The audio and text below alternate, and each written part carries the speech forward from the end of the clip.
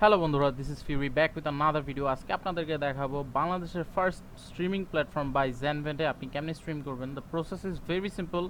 আপনাদেরকে আমি step by step দেখাবো। আশা করি ভিডিওটি ভালো লাগলে লাইক দিবেন, সাবস্ক্রাইব করতে ভুলবেন না। সো শুরু করা যাক।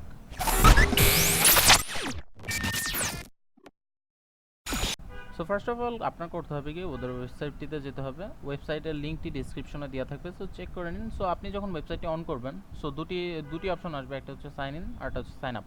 আমার অলরেডি অ্যাকাউন্ট ক্রিয়েট করা আছে, সো আমি সাইন ইনে ক্লিক করবো। আপনার যদি অ্যাকাউন্ট না থাকে আপনি সাইন আপে ক্লিক করবেন, সো অ্যাকাউন্ট একটা ক্রিয়েট হয়ে যাবে। সো আমি সাইন ইন করে লগ ইন করবো। সো আপনি যখন আপনার অ্যাকাউন্ট যখন ক্রিয়েট হয়ে যাবে, ঠিক আছে, যখন আপনি লগ ইন করবেন, সো আপনি যদি আপনার অ্যাকাউন্ট নিয়ে সন্তুষ্ট না থাকেন, যে কিছু সেটিংস পাল্টাতে যাচ্ছেন, তো এখানে ক্লিক করবেন, এই লোগোটিতে চাপ দেবেন প্রথমে। সো আপনার নামের উপর ক্লিক করবেন। সো এখানে আপনি যে কোনো কিছু চাইলে এডিট করে নিতে পারেন সিম্পলি। সো আপনার সব কিছু হয়ে গেলে যখন আপনি স্ট্রিম করার জন্য রেডি থাকবেন, সো আপনার যেতে হবে হচ্ছে ড্যাশবোর্ডে। ড্যাশবোর্ডে যাওয়ার পর হচ্ছে স্ট্রিম ইনফো। স্ট্রিম ইনফো হচ্ছে আপনার স্ট্রিম টাইটেলটা থাকবে। সো যেমন আপনি দেখতে পারতেছেন আমার একটা স্ট্রিম টাইটেল আছে। সো আপনি যেই গেমটা খেলতেছেন সেই গেমটা সিলেক্ট করে নেবেন। মোস্ট অফ দ্য স্পোর্টস টাইটেলগুলো এখানে অলরেডি দেওয়া আছে। সো সব কিছু মন মতো হলে আর আপনি এখানে আপনার ওই যে ইউটিউবের আপনার স্ট্রিমের যে ব্যানারটা থাকে, যে আপনি যখন অফলাইন থাকেন সেটা হচ্ছে দেখানোর জন্য, সেটা আপনি এখানে এখানে দেখতে পারেন যে কোনটা দেওয়া আছে। এটা আমি নিজে বানিয়ে নিয়েছি, সেটাও আমি দেখাচ্ছি কেমনে দিবেন আপনি। তারপর যেতে হবে হচ্ছে স্ট্রিমের জন্য সেটিংসে আপনার দুটি লিঙ্ক পাবেন, একটা হচ্ছে সার্ভার আর একটা হচ্ছে স্ট্রিম কি। স্ট্রিম কিটা কিন্তু অনেক ইম্পর্টেন্ট একটা জিনিস, এটা কাউকে দেখাবেন না, ভুলেও কাউকে দেখাবেন না। কেউ কিন্তু দেখলে এটা কিন্তু মানে আপনার পারমিশন ছাড়া সে স্ট্রিম করা শুরু করতে পারে আপনার চ্যানেলে। সো এই দুটি পাওয়ার পরে আর আপনি যদি আপনার এই যে ব্যানারটা চেঞ্জ করতে চান, এখানে আপডেট ব্যানার দিলেই হবে।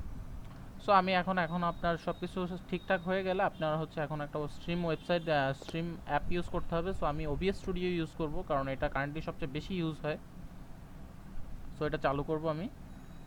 চালু করার পর আপনি দেখতে পারবেন সোর্সের জন্য আপনার এখন একটা ডিসপ্লে ক্যাপচার অন করা লাগবে। সো আমি ডিসপ্লে ক্যাপচার করব।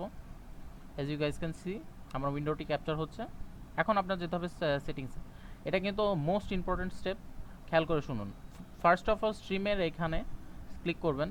সার্ভিসে এখানে টুইচ দেওয়া থাকবে, আপনার সিলেক্ট করতে হবে কাস্টমে গেলে আপনার দুটি খালি বক্স পাবেন, একটা হচ্ছে সার্ভার, একটা হচ্ছে স্ট্রিম কি। সার্ভারে আচ্ছা আপনি কপি করবেন, পেস্ট করবেন।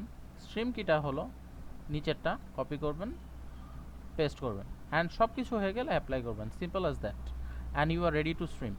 সো এখন আপনি যদি স্ট্রিম চালু করতে চান, আপনার যাওয়া লাগবে হচ্ছে আপনার চ্যানেলে। As you can see I am currently offline. So আমি যদি স্ট্রিমটি চালু করি,